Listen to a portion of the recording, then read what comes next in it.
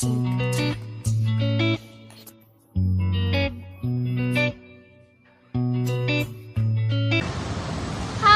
semuanya, kita dari kelompok 4.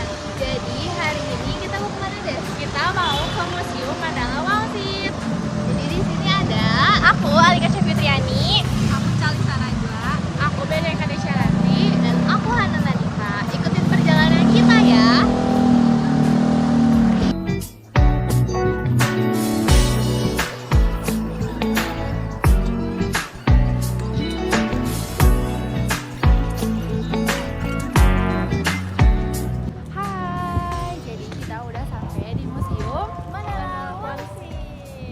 Kita mau beli tiket dulu baru masuk.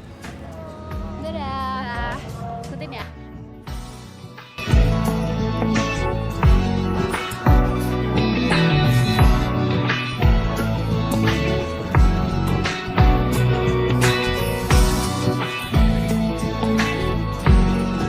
Guys, jadi kita udah di depan.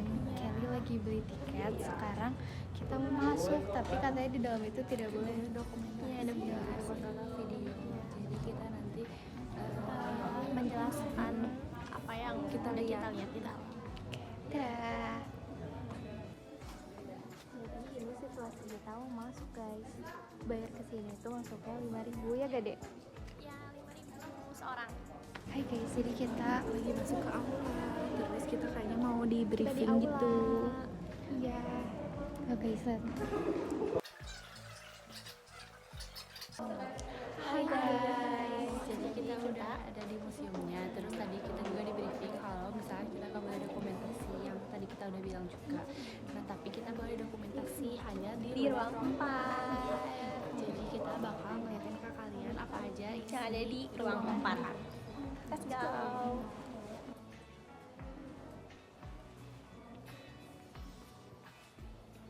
Jadi ruangan 4 ini tuh isinya perang kemerdekaan 1947 sampai 1949. Di sini ada pepahlawan.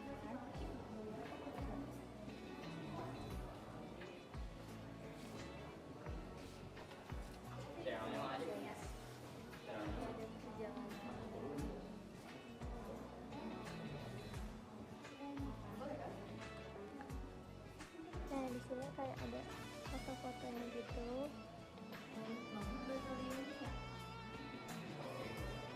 Ini foto-foto pasukan-pasukan perwira TNI. Terus ini juga di sini tuh barang-barangnya banyak banget gitu. Jadi kemungkinan besar foto ini juga asli. Banyak banget. Terus di sini ada guys, jadi di sini ada uang dari mungkin dari tahun-tahun. Iya, tahun sekian, tahun berapa? Tapi ini kayak ada gitu. Iya. Dari mana? Dan ini warnanya tuh sudah super kuning, udah zaman dulu banget ya.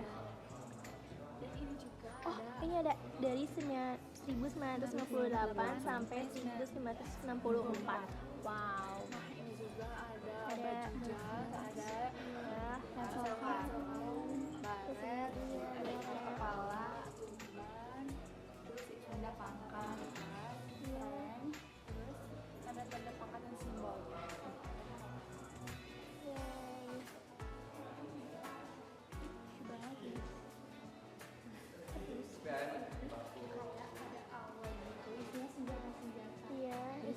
Kecil sampai kayak besar sampai ke yang kayak buat ngeluncurin bumbu.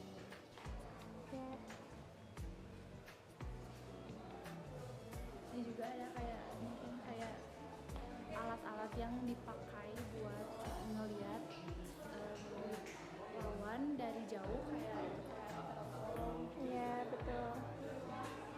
Senjata yang lain.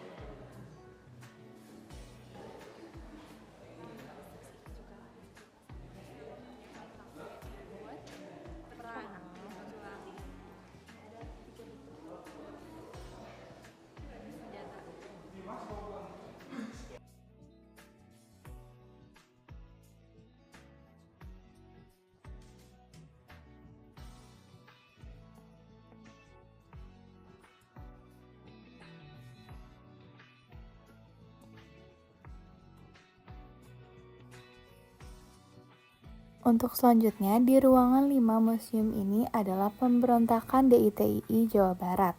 Pemberontakan Darul Islam Tentara Indonesia di Jawa Barat dipimpin oleh Kartosuwiryo.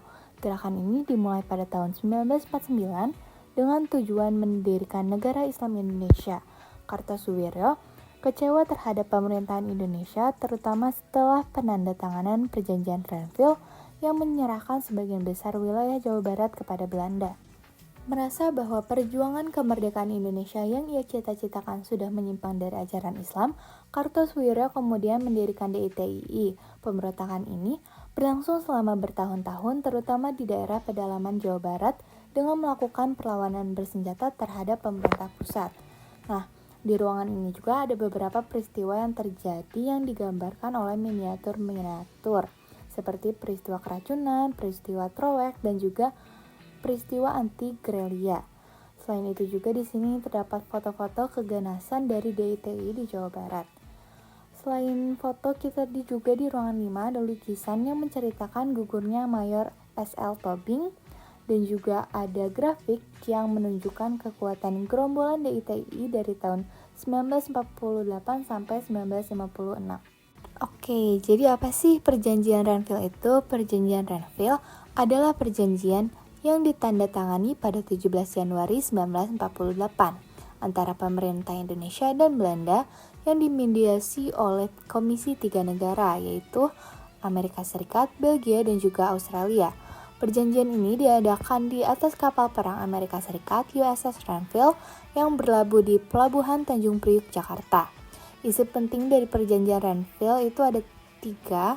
Yang pertama adalah pengakuan garis Van Mook, penghentian permusuhan, dan juga referendum daerah. Namun, Perjanjian Renville tidak menyelesaikan masalah secara keseluruhan karena situasi di lapangan tetap tegang dan perbedaan pandangan antara Indonesia dan Belanda tetap besar. Hal ini kemudian memicu konflik lanjutan termasuk agresi militer Belanda II pada 1948. Perumpasan DITII. Latar belakang DITII didirikan oleh Kartosuwiryo di Jawa Barat pada tahun 1949, berawal dari ketidakpuasan terhadap hasil Perjanjian Renville yang mengharuskan pasukan TNI hijrah dari wilayah-wilayah tertentu di Jawa Barat, yang kemudian dimanfaatkan oleh Kartosuwiryo untuk mendeklarasikan NII. Perang gerilya. DITII menggunakan taktik gerilya di hutan-hutan Jawa Barat. Serangan mereka ditujukan pada aparat pemerintah dan masyarakat yang tidak mendukung gerakan mereka. Strategi perumpasan DITII. TNI melancarkan operasi pagar betis di mana masyarakat dan militer bekerja sama untuk mempersempit ruang gerak DITII. Operasi perumpasan ini berhasil melemahkan kekuatan pasukan DITII secara bertahap. Selanjutnya, penangkapan Kartosuwiryo ditangkap pada tahun 1962 di Gunung Geber, Garut. Setelah sekian lama bersembunyi, setelah melalui proses hukum, ia dihukum mati pada tahun yang sama. Angkatan Perang Ratu Adil atau APRA adalah misili dan tentara swasta pro-Belanda yang didirikan pada masa Revolusi Nasional Indonesia.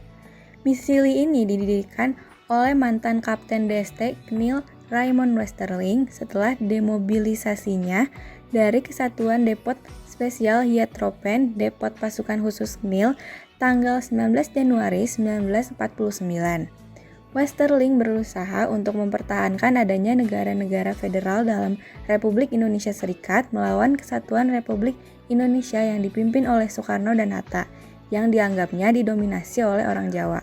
Pada tanggal 23 Januari 1950, pasukan yang menamakan dirinya sebagai Angkatan Perang Ratu Adil atau APRA pimpinan Kapten Raymond Westerling melancarkan pemberontakan terhadap staf kuartir Divisi Siliwangi yang terletak di Jalan Lembong, Bandung. Dalam peristiwa ini, 79 orang prajurit Siliwangi dan Letnan Kolonel Adolf Lembong gugur di kompleks dan sekitar ini.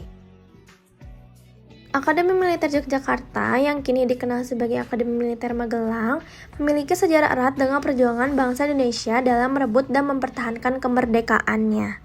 Setelah proklamasi kemerdekaan 1945, Tentara Nasional Indonesia (TNI) sebagai cikal bakal pertahanan nasional membutuhkan kader militer terdidik dan terlatih. Indonesia yang saat itu belum memiliki lembaga pendidikan militer formal mendirikan Militer Akademi MA Yogyakarta pada 31 Oktober 1945 atas inisiatif Markas Besar Tentara Republik Indonesia (TRI).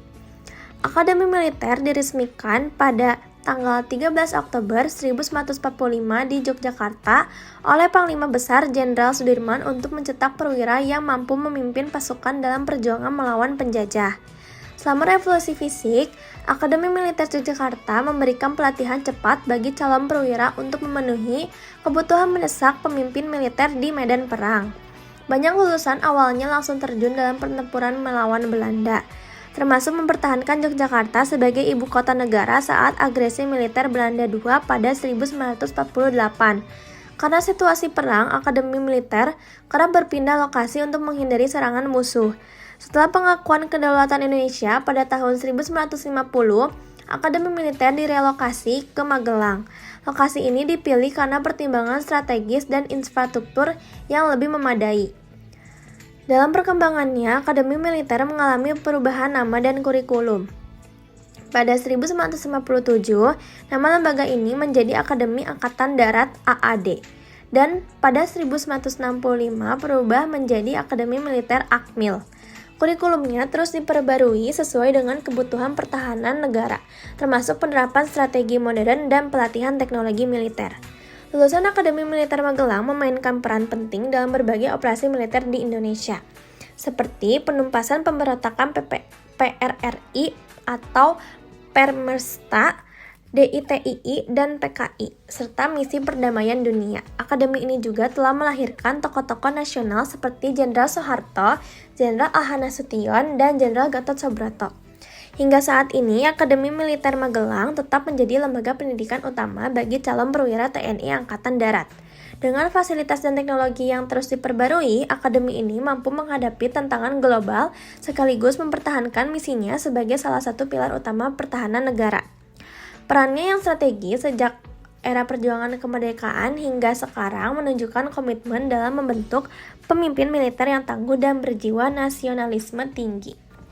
Hai guys, jadi kita udah selesai jalan-jalan dan melihat dunia sejarah di Museum Mandala Wangsit.